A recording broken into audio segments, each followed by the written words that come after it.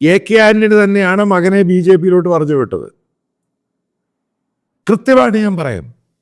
കാരണം കെ ആന്റണിക്ക് താല്പര്യമുണ്ടായിരുന്നു അദ്ദേഹത്തിൻ്റെ മകനെ AICC-യിൽ കൊണ്ടുവരാൻ വേണ്ടി. അതിന് വേണു സഹായിക്കുമെന്നുള്ള ധാരണ ഉണ്ടായിരുന്നു.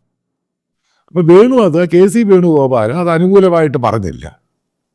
അപ്പോൾ അയാളുടെ മകന് വേറെ അതിൻ്റെ അകത്ത് പൊളിറ്റിക്കലായിട്ട് യാതൊരു പോസിബിൾ ചാൻസും ഇല്ല. പിന്നെ അയാൾ തന്നെയാണ് പറയുന്നത് BJP പോയിക്കോളാൻ. ഉണ്ടാക്കി വെച്ച ചരിത്രം മോനെ തോൽപ്പിക്കണം, ഇതൊക്കെ ചുമ്മാ ആൾക്കാരുടെ മാറി ഉണ്ടാക്കുന്ന സംഭവമാണ്.